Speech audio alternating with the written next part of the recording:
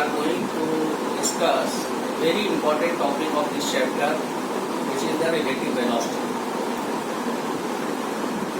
Relative velocity से पहले हम लोग स्टडी करते हैं रिलेटिव मोशन क्या होता है।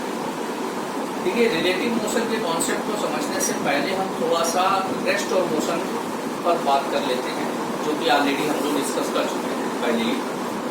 ठीक है, आपको पता है कि रेस्ट क्या होता है। रेस्ट को तो हम कैसे डिफाइन करते हैं। If position of object does not changes with time, object is said to be at rest. And if the position of object changes with time, then it is said to be in motion. And you know that absolute rest and absolute motion are not possible.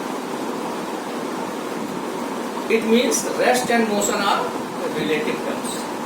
Rest और motion दोनों ही हमारे क्या होते हैं, relative term होते हैं। इसको हम एक एग्जाम्पल के थ्रू आपको एक्सप्लेन करते हैं। सपोज आप एक ट्रेन में जा रहे हैं। ट्रेन में आपके साथ एक पैसेंजर और है जो आपकी सामने वाली सीट पर बैठा है। ट्रेन मोशन में है, तो जब आप अपने सामने वाले पैसेंजर को देखते हैं तो वो टाइम के साथ साथ उसकी पोजीशन चेंज नहीं होती। तो आप क्या बोलते हैं कि वो जो पैसेंजर है वो अपनी सीट पर बैठा हुआ है, और इसी तरीके से वो पैसेंजर है वो भी आपको अपनी पोजीशन पर बैठा हुआ देखता है, यानी दोनों एक दूसरे को रेस्ट में कहेंगे। लेकिन अगर हम ट्रेन के बाहर जो ट्रीज वगैरह हैं या जो प्लेटफॉर्म है जो छूट गया, उसके रिस्पेक्ट में अगर हम बोलेंगे, या बाहर एक कोई पर्सन खड़ा हुआ है, वो आप दोनों के बारे में क्या कहेगा? वो ये आप दोनों को मोशन में बोलेगा।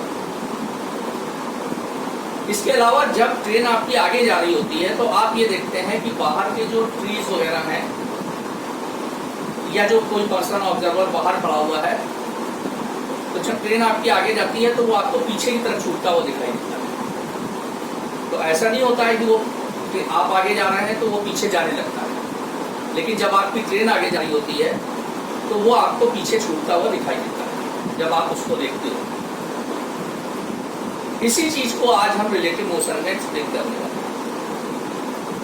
देखिए, रिलेटिव मोशन से मतलब ये होता है, जब हम नॉर्मल मोशन की भी बात करते हैं, जैसे कि एक कार है किसी रोड पर जा रही है, 10 मीटर पर सेकेंड की स्पीड से जा रही है, या 10 मीटर पर सेकेंड की वेलोसिटी से वो मूव कर रही है, तब भी उसकी जो हम वेलोसिटी बता रहे हैं आपको, वो रियल में रिलेटिव वेलोसिटी ही है, और उसका भी मोशन रिलेटिव मोशन ही है, क्योंकि एब्सोल्यूट रेस्ट और एब्सोल्यूट मोशन आपको पता है कि पॉसिबल नहीं।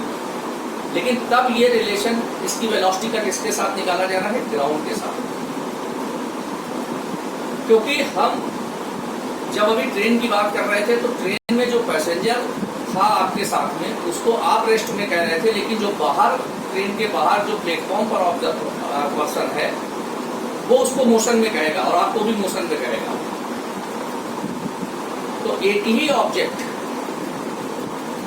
जो पैसेंजर है ट्रेन में बैठा हुआ, उसको आप रेस्ट में कह रहे हैं, और आपसे बाहर ट्रेन के बाहर जो प्लेटफॉर्म पे पर्सन है वो उसको मोशन में कह रहा है।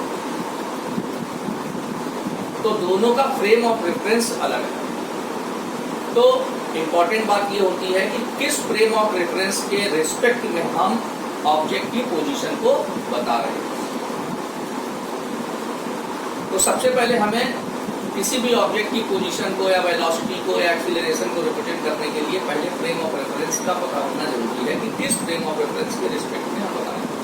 नॉर्मली हम तो ग्राउंड पर हैं, तो हम किसी भी ऑब्जेक्ट की जब नॉर्मल वेलोसिटी की बात करते हैं कि एक कार 10 मीटर पर सेकेंड की वेलोसिटी से मूव कर रही है, तो हम वो किसके रिस्पेक्ट में बता रहे हैं? ग्राउंड के रिस्पेक्ट में। तो जो हमारा फ्रेम ऑफ रेफरेंस है, frame of reference means A set of coordinate axis, और जो हमारा नॉर्मल फ्रेम ऑफ रेफरेंस हम लोग लेते हैं वो रेक्टेंगुलर कार्टेशियन सिस्टम ही लेते हैं। तो जब हम कार की स्पीड बता रहे थे 10 मीटर पर सेकेंड, या कार की वेलोसिटी बता रहे थे 10 मीटर पर सेकेंड, तो वो ग्राउंड के रिस्पेक्ट में बता रहे थे, और ग्राउंड की वेलोसिटी को हम 0 लेते हैं, इसलिए उसकी वेलोसिटी को नॉर्मली हम VA से रिप्रेजेंट कर रहे हैं। जैसे कि अगर हम कह रहे हैं कि एक कार A है, ये VA वेलोसिटी से मूव कर रही है, तो ये इसकी जो वेलोसिटी है ये भी रिलेटिव वेलोसिटी है, इसका जो मोशन है वो भी रिलेटिव मोशन है, क्योंकि जब हम इसकी वेलोसिटी को डिफाइन कर रहे हैं तो हमारा जो फ्रेम ऑफ रेफरेंस है वो किसके साथ अटैच है, वो ग्राउंड के साथ अटैच है। तो जब हम इसकी वेलोसिटी को लिखेंगे तो ये लिखेंगे velocity of A with respect to ground. तो इसको निकालते कैसे, अभी ये डेरिवेशन आप देखेंगे तो velocity of A minus velocity of ground, और वेलोसिटी ऑफ ग्राउंड हो जाती है 0, इसलिए इसकी रिलेटिव वेलोसिटी को हम नॉर्मली रिप्रेजेंट करते हैं va। तो यहाँ पर हमने रिलेटिव टर्म यूज नहीं किया, लेकिन फिर भी ये रिलेटिव मोशन ही था। लेकिन जब दो ऑब्जेक्ट आपस दोनों मूव कर रही होती है, एक दूसरे से क्लोज आ रही हो या एक दूसरे से सेपरेट रही हो, तो जब दो ऑब्जेक्ट के बीच की डिस्टेंस इंक्रीज हो रही होती है या डिक्रीज हो रही होती है, तब ये कहा जाता है कि one object has a relative motion with respect to other. So when the distance between two objects increases or decreases, then it is said that one object has a relative motion with respect to other. अब जैसे एक object है अपनी जगह पर rest में है, suppose ये पेन है, ये यहाँ पर रेस्ट में है, अब एक ऑब्जेक्ट इधर की तरफ आ रही है, तो ये जिस वेलोसिटी से ये आ रही है उस वो वेलोसिटी आपको अगर पता है, और जहाँ से इसने अपना मोशन स्टार्ट किया है वहाँ से और यहाँ तक की डिस्टेंस पता है, तो आप आराम से कितने टाइम में ये ऑब्जेक्ट यहाँ तक आएगी ये कैलकुलेट कर ले जाएंगे। आप तो ये वेलोसिटी आपको गिवन थी, सपोज बी ए आपको गिवन थी, तो आप आराम से time equal to distance upon speed formula apply करेंगे और कैलकुलेट कर लेंगे। लेकिन अगर एक ऑब्जेक्ट इधर से मूव कर रही है और ये भी इधर मूव कर रही है, उस कंडीशन में हम सिर्फ इसकी वेलोसिटी से या इसके तक पहुंचने का टाइम नहीं निकाल सकते। तो उस कंडीशन में हम क्या करेंगे, हमें पहले ये जो फर्स्ट ऑब्जेक्ट है इसकी रिलेटिव वेलोसिटी पेन के रिस्पेक्ट में हमको पता होनी चाहिए। यही काम हम लोग रिलेटिव मोशन में करने वाले हैं। तो रिलेटिव मोशन टर्म हम बेसिकली कब यूज करेंगे, जब दो ऑब्जेक्ट हैं और दोनों मोशन में, उस कंडीशन में जब हमें ये कैलकुलेट करना होता है कि एक ऑब्जेक्ट दूसरे को कब क्रॉस कर लेगी, एक ऑब्जेक्ट दूसरे तक कब पहुंच जाएगी, ऐसी सारी सिचुएशंस से डील करना होता है, तब हम रिलेटिव मोशन का कॉन्सेप्ट यूज करते हैं। तो इसमें कई टर्म हमारे यूज होंगे रिलेटिव मोशन में, जैसे relative position, relative displacement, relative velocity, relative acceleration. जिसमें सबसे इंपॉर्टेंट टर्म जो हम लोग स्टडी करते हैं वो है रिलेटिव वेलोसिटी। तो जो कॉन्सेप्ट रिलेटिव वेलोसिटी के लिए स्टडी करेंगे वही कॉन्सेप्ट आपका डिस्प्लेसमेंट एक्सीलरेशन के लिए भी हो जाएगा। जिस तरीके से कैलकुलेशन हमारा रिलेटिव वेलोसिटी का निकलेगा, उसी तरीके से जो है फार्मूले जो भी निकल करके आएंगे वो रिलेटिव डिस्प्लेसमेंट और रिलेटिव एक्सीलरेशन के लिए भी उसी तरीके से। और डिस्प्लेसमेंट, वेलोसिटी, एक्सीलरेशन, पोजीशन, ये जो टर्म है इनसे आप ऑलरेडी फैमिलियर हैं। तो रिलेटिव वेलोसिटी क्या होती है, पहले हम इसको डिफाइन करते हैं। रिलेटिव मोशन हम लोग 1 डायमेंशनल मोशन, 2 डायमेंशनल मोशन और 3 डायमेंशनल मोशन तीनों में देखते हैं। ये टॉपिक हमारा बहुत ही इंपॉर्टेंट है। अभी इस करंट चैप्टर में हम लोग सिर्फ 1 डायमेंशनल मोशन में रिलेटिव वेलोसिटी का कॉन्सेप्ट स्टडी करते हैं।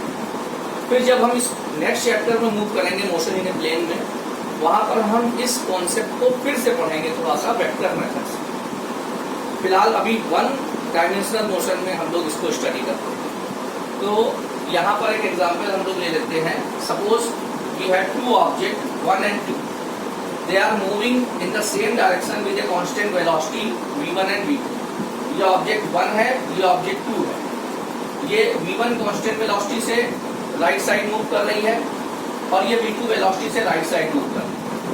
तो रिलेटिव वेलोसिटी को जब हम डिफाइन करते हैं तो क्या होती है relative velocity? Relative velocity of an object 2 with respect to object 1 when both are in motion is the time rate of change of position of object 2 with respect to that of object 1. Relative velocity of an object 2 with respect to object 1 is defined as the time rate of change of position of object 2 with respect to 1। अब ये क्या चीज है, इसको कैसे calculate करते हैं, इसके लिए हम थोड़ा सा एक छोटा सा एक्सप्रेशन करते हैं। सपोज इनिशियल पोजीशन जो है फर्स्ट ऑब्जेक्ट की टाइम t इक्वल टू 0 पर x1 नॉट है, और ऑब्जेक्ट 2 की initial position t equal to 0 time पर x2 नॉट है। ये x1 नॉट हो गई फर्स्ट ऑब्जेक्ट की इनिशियल पोजीशन, सेकेंड ऑब्जेक्ट की इनिशियल पोजीशन आपकी x2 नॉट हो गई जब आपने टाइम 0 लिया। दोनों ही मोशन में है।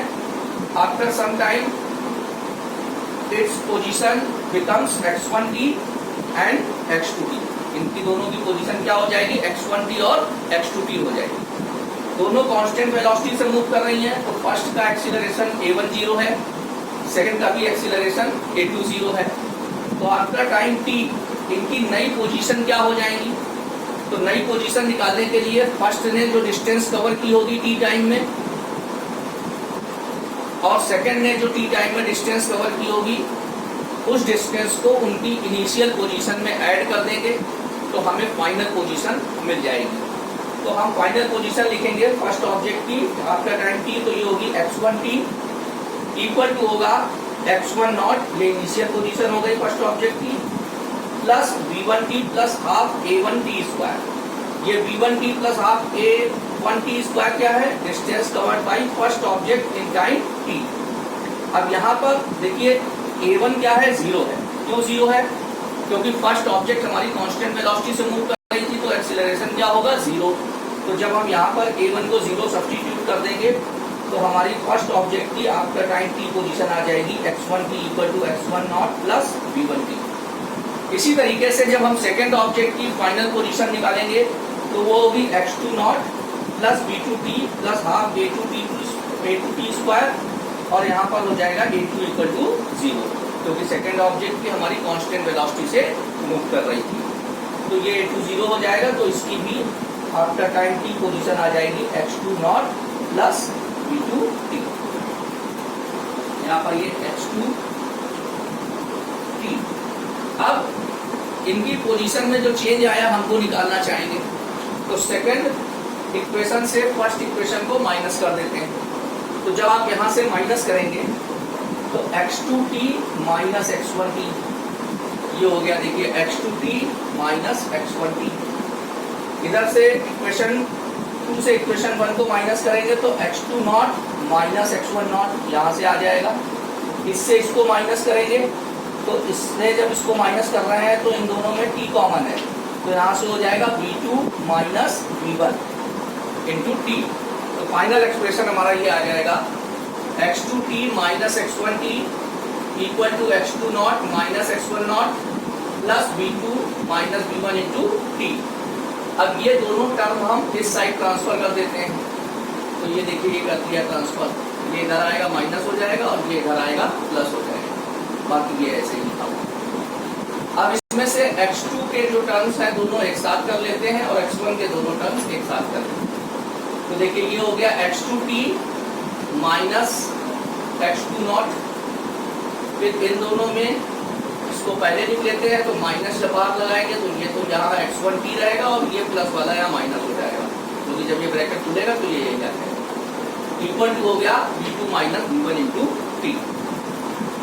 अब ये क्या है, सेकेंड ऑब्जेक्ट की फाइनल पोजीशन और ये सेकेंड ऑब्जेक्ट की इनिशियल पोजीशन थी। तो ये जो ब्रैकेट में टर्म लिखा हुआ है ये चीज क्या हुई, डिस्प्लेसमेंट ऑफ ऑब्जेक्ट 2। ये फर्स्ट ऑब्जेक्ट की फाइनल पोजीशन है, ये फर्स्ट ऑब्जेक्ट की इनिशियल पोजीशन थी, तो ये क्या हो गया हमारा डिस्प्लेसमेंट ऑफ ऑब्जेक्ट 1। तो इसको हम यहाँ लिख देते हैं displacement of object 2 in time t, ये हो गया displacement of object 1 in time t, it is equal to v2 minus v1 into t. अब ये डिस्प्लेसमेंट है ऑब्जेक्ट 2 का, ये डिस्प्लेसमेंट है ऑब्जेक्ट 1 का आफ्टर टाइम t। तो दोनों का रिलेटिव डिस्प्लेसमेंट कितना होगा, ये जो डिफरेंस है इसी को बोलेंगे relative displacement of object 2 with respect to object 1। क्योंकि देखिए जब दोनों ऑब्जेक्ट सेम डायरेक्शन में मूव कर रही थी, यहाँ देखिए ये दोनों ऑब्जेक्ट सेम डायरेक्शन में मूव कर रही हैं, तो आफ्टर टाइम टी ये भी डिस्प्लेस होगी और आफ्टर टाइम ये भी डिस्प्लेस होगी। तो एक ऑब्जेक्ट का दूसरे के रिस्पेक्ट में रिलेटिव डिस्प्लेसमेंट क्या होगा, उसको कैसे लिखते हैं? Displacement of object 2 minus displacement of object 1 and it is called relative displacement of object 2 with respect to object 1। और ये कितना निकल करके आया? v2 minus v1 into T. यहाँ पर एक इंपॉर्टेंट बात आप देखिए, यहाँ पर ऑब्जेक्ट 2 का डिस्प्लेसमेंट हमने विद रिस्पेक्ट टू 1 निकाला है और ये टी टाइम में डिस्प्लेसमेंट आ रहा है v2 minus v1 into t.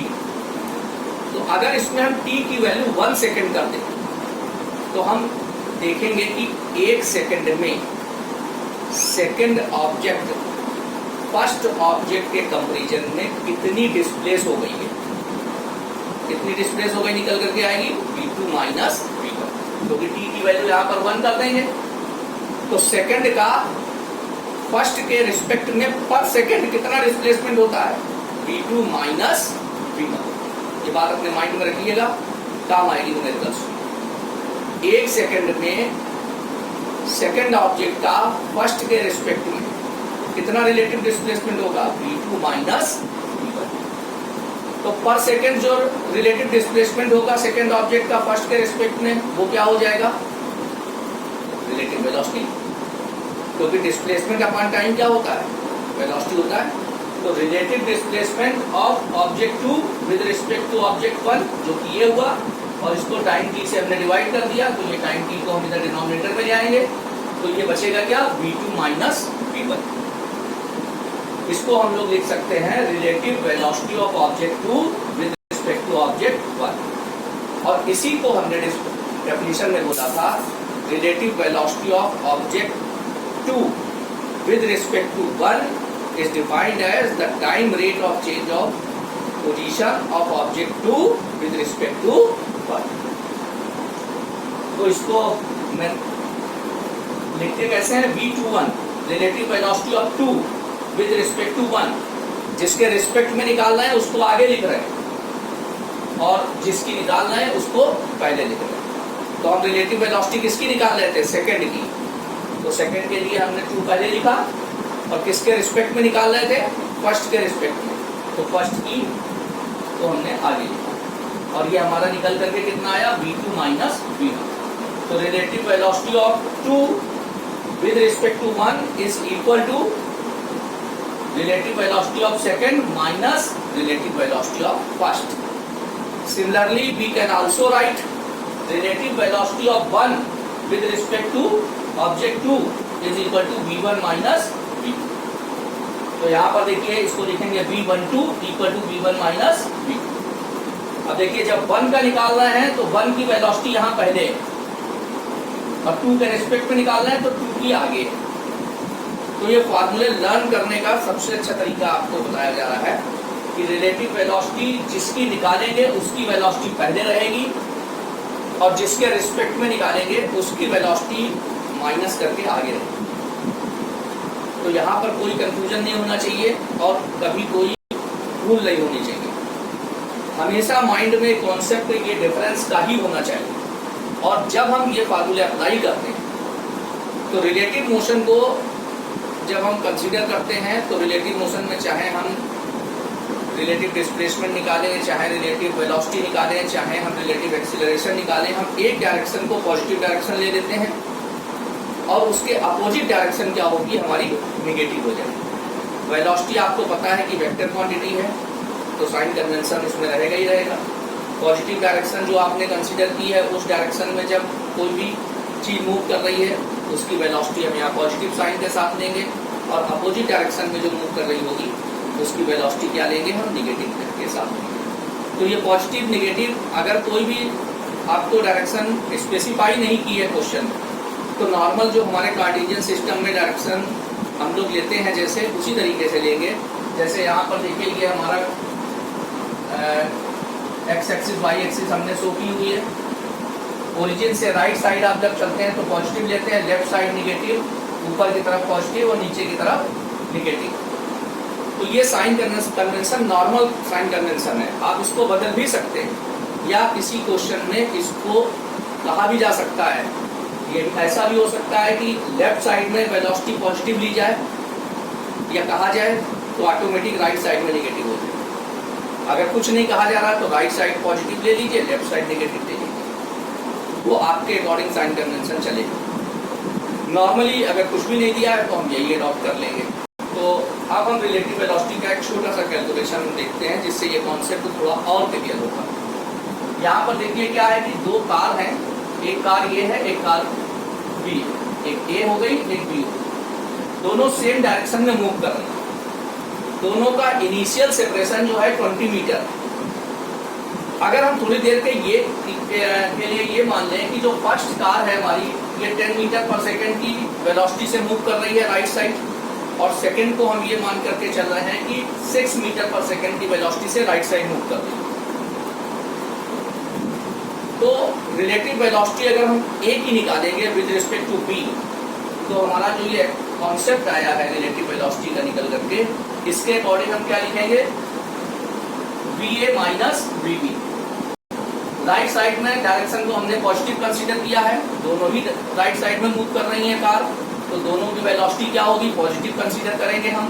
तो वैल्यू सब्स्टिट्यूट करेंगे, +10 फिर माइनस किया और +6, तो ये आ गई 4 मीटर पर सेकेंड। अब देखिए इसका सेंस क्या है। इसका सेंस ये है कि ये जो बी का ड्राइवर है, देखिए ए आपकी 10 मीटर पर सेकेंड से इधर जा रही है, बी भी 6 मीटर पर सेकेंड से इधर जा रही है। तो आप कॉमन सेंस से समझ सकते हैं कि ए बी को क्रॉस कर जाएगा।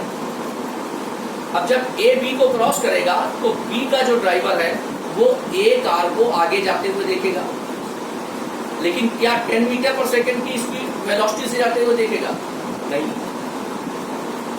उसको क्या दिखाई पड़ेगा, वो कार ए की जो रिलेटिव वेलोसिटी होगी उससे वो उसको मूव करते हुए देखेगा। तो यहाँ पर जो बी का ड्राइवर है वो ए को 4 मीटर पर सेकेंड की वेलोसिटी से आगे की तरफ मूव करते हुए देखेगा, ये रिलेटिव वेलोसिटी। जबकि कार ए जा किससे रही थी, 10 मीटर पर सेकेंड की वेलोसिटी से मूव कर रही थी, लेकिन बी वाले को ये 10 मीटर पर सेकेंड से जाते हुए नजर नहीं आएगी।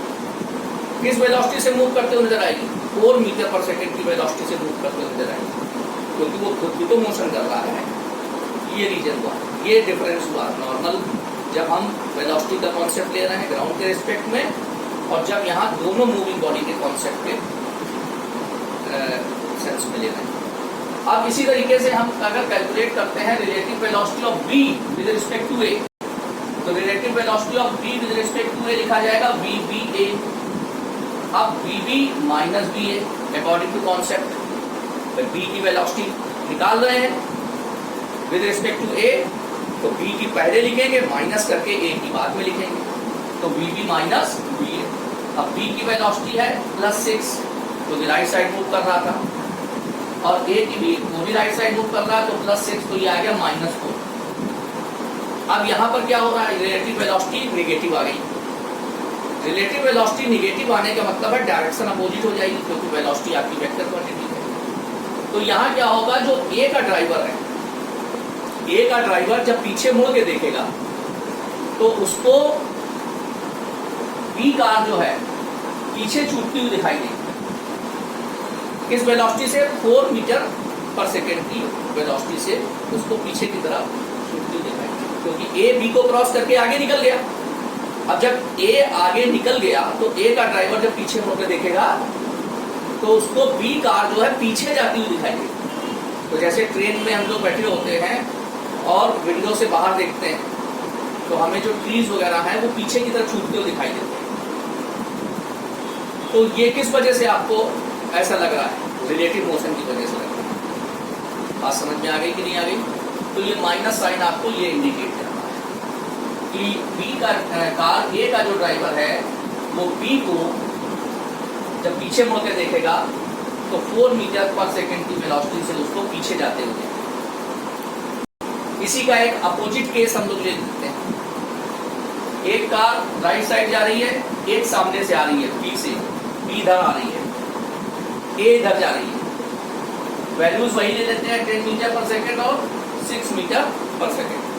अब फिर से कैलकुलेट करते हैं relative velocity of A with respect to B. तो B A B equal to B A minus B B, तो ये आ गया 10, प्लस का रहेगा, प्लस का 10 तो रहेगा, तो राइट साइड हमने पॉजिटिव साइन कंसीडर किया है। ये कार आपकी लेफ्ट आ रही है, तो अकॉर्डिंग टू साइन कन्वेंशन इसकी वेलोसिटी हम नेगेटिव साइन के साथ लेंगे। तो ये माइनस लगाया और फिर ये -6 इसकी वैल्यू क्यों रखी, ये क्लियर हो गया होगा क्योंकि डायरेक्शन इसकी वेलोसिटी की अपोजिट है, ये बात ध्यान रखिएगा। तो ये हो गया 16 metre per second, minus minus plus हो जाएगा 16 मीटर पर सेकेंड। अब देखिए क्या होगा यहाँ पर, ये रिलेटिव वेलोसिटी जो निकल करके आई है इसमें +16 आया, तो रिलेटिव वेलोसिटी की डायरेक्शन किधर हुई, राइट साइड। इसका मतलब ये है कि जो बी का ड्राइवर है, बी का ड्राइवर ए को अपनी तरफ 16 मीटर पर सेकेंड की वेलोसिटी से मूव करते हुए देखें। तो देखिए अब ये तेजी से देख रहा है, तेजी से आ रहा है, ऐसा लग रहा है बी वाले ड्राइवर को ए वाली कार और तेजी से आते हुए नजर आ रही है। जनरली आपने देखा जब आमने सामने से कोई दो कारें आ जाती हैं तो बैलेंस बिगड़ जाता है ड्राइवर का। क्यों बैलेंस बिगड़ जाता है, उसका रीजन यही होता है, कार भले ही नॉर्मल स्पीड से ही आ रही हो, उसी स्पीड से आ रही होगा, जाने वाला सामने इधर से जाने वाला भी उधर से भी आने वाला, लेकिन फिर भी अपीयरेंस में डिफरेंस हो जाता है रिलेटिव मोशन की वजह से, जिसकी वजह से ये हैपनिंग हो जाती है। तो ये 16 मीटर पर सेकेंड। अब आप देखिए B B A, relative velocity of B with respect to A निकालते हैं, तो ये आएगा B B minus B A. तो बी बी हो गया यहाँ पर -6, -6 क्यों लिया, बार बार हम बता रहे हैं इस चीज को, बिल्कुल माइंड में सेट कर लीजिए, क्योंकि हमने ए की डायरेक्शन को पॉजिटिव लिया है तो बी की डायरेक्शन ऑटोमेटिक हमारी नेगेटिव हो जाएगी। तो यहाँ पर -6 हो गया, फिर ये minus sign according to the concept, और ये ए आपकी राइट साइड जा रही है इसलिए +10, तो ये आ गई -16। अब बी बी ए -16 आया, इसका मतलब है जो ए का ड्राइवर है ये ड्राइवर बी इस कार को अपनी तरफ इधर की तरफ आते हुए देखेगा, लेफ्ट साइड हमारी नेगेटिव डायरेक्शन हो गई ना, और किस वेलोसिटी से आते दिखेगा, 16 मीटर पर सेकेंड की वेलोसिटी से आते हुए। तो यहाँ पर भी देखिए ये वेलोसिटी जो है बड़ी भी लग रही है, तो दोनों के ड्राइवर के साथ ऐसा होगा। तो ये सेंस था हमारा रिलेटिव वेलोसिटी निकालने का। तो जब भी दो ऑब्जेक्ट हमारी मोशन में होती हैं तो हम रिलेटिव वेलोसिटी का कॉन्सेप्ट यूज करते हैं। रिलेटिव वेलोसिटी हमें निकालनी पड़ती है, रिलेटिव एक्सीलरेशन, अगर दोनों एक्सीलरेटेड मोशन में होंगे तो हमें फिर रिलेटिव एक्सीलरेशन भी निकालना पड़ेगा, और लिखने का तरीका यही होगा। अगर हम यहाँ पर रिलेटिव एक्सीलरेशन लिखेंगे, सपोज यहाँ लिख रहे हैं, तो ए बी लिखेंगे, ए कैपिटल ए एक्सीलरेशन हो गया, या स्मॉल ए बी, तो स्मॉल ए बी इक्वल हो जाएगा small A minus small A B. First का एक्सीलरेशन यहाँ आएगा और सेकंड का एक्सीलरेशन यहाँ आएगा, तो इसको कुछ इस तरीके से लिख सकते हैं, A B equal to A minus A B. इस तरीके से हम रिप्रेजेंट कर सकते हैं A B minus A minus A B. Relative acceleration of A with respect to B is equal to acceleration of A minus acceleration of B, और sign convention वैसे ही लेंगे जैसे हम वेलोसिटी के लिए लेंगे। तो ये इस तरीके से हम लिख सकते हैं। एक और एग्जांपल हम यहाँ पर दिखाते हैं, जैसे अगर हम ये थोड़ी देर के लिए मान के चलें कि जो B कार है हमारी रेस्ट में, तो B की वेलोसिटी क्या हो जाएगी, 0 हो जाएगी। अब अगर क्वेश्चन हमारे पास ये है कि ये जो कार है, इस कार से 20 मीटर की डिस्टेंस पर थी, तो ये कितने टाइम में इसके पास तक पहुंच जाएगी। तो अगर टाइम आपको कैलकुलेट करना है, कांस्टेंट वेलोसिटी से कार ए मूव कर रही थी, तो टाइम इक्वल टू क्या हो जाएगा, डिस्टेंस अपॉन स्पीड। तो डिस्टेंस आपकी 20 है, स्पीड इसकी हो गई 10 मीटर पर सेकेंड या वेलोसिटी, तो टाइम इसको कितना लगेगा, 2 सेकेंड। तो 2 सेकेंड में कार ए बी तक पहुंच जाएगी, लेकिन कब, जब कार बी को हमने रेस्ट में लिया हुआ है, और कार ए जो है इसकी वेलोसिटी को हमने नॉर्मल वेलोसिटी कहा है va, और ये जो va वेलोसिटी है ये भी वास्तव में तो रिलेटिव वेलोसिटी ही है, लेकिन किसके रिस्पेक्ट में? ग्राउंड के रिस्पेक्ट में। तो ग्राउंड के रिस्पेक्ट में जब हम किसी भी ऑब्जेक्ट की वेलोसिटी को लिखते हैं तो vag ना लिख करके va से भी हमारा काम चल जाता है। वैसे यहाँ क्या होना चाहिए? यहाँ लिखा होना चाहिए vag, इस तरीके से होना चाहिए vag।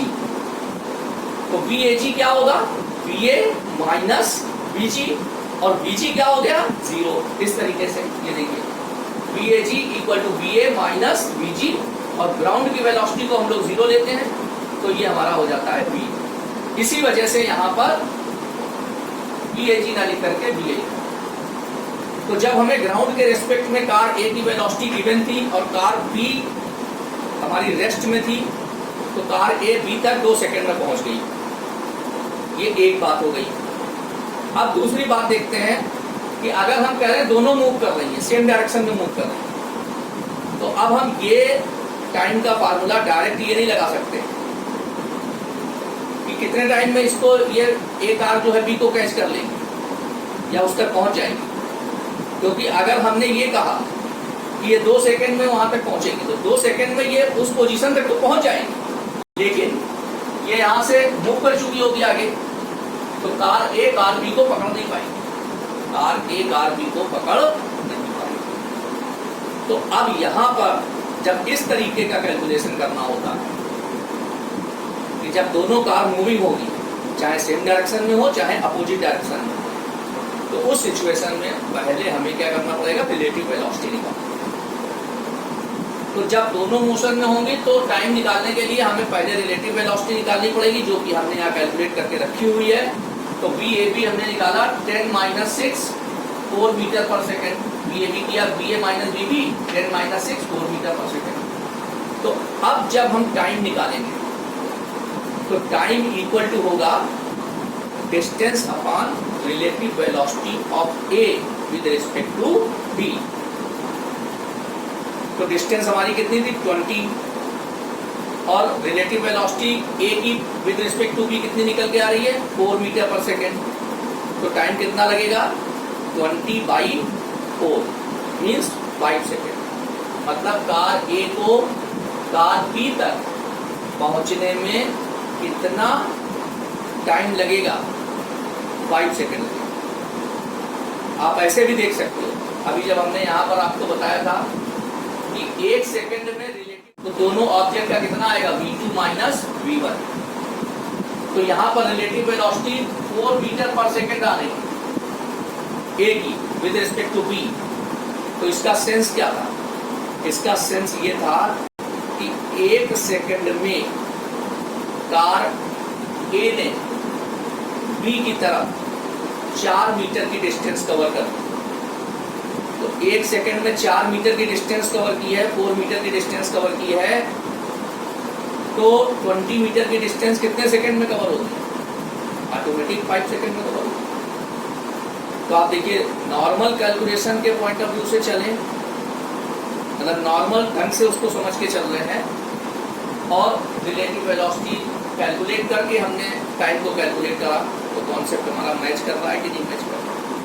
तो रिलेटिव वेलोसिटी, रिलेटिव एक्सीलरेशन का ये जो कॉन्सेप्ट है, ये हम लोग कब अप्लाई करते हैं? जब दो ऑब्जेक्ट दोनों मोशन में होती हैं और दोनों के बीच की डिस्टेंस या तो कम हो रही हो या दोनों के बीच की डिस्टेंस बढ़ रही हो, दो ऑब्जेक्ट सेम डायरेक्शन में मूव कर रही हो एक स्ट्रेट लाइन में, या आमने सामने से मूव कर रही हो। तो ये जो डिस्कशन आज के लेक्चर में हमने किया है पूरा, ये आपका है relative motion in one dimension only.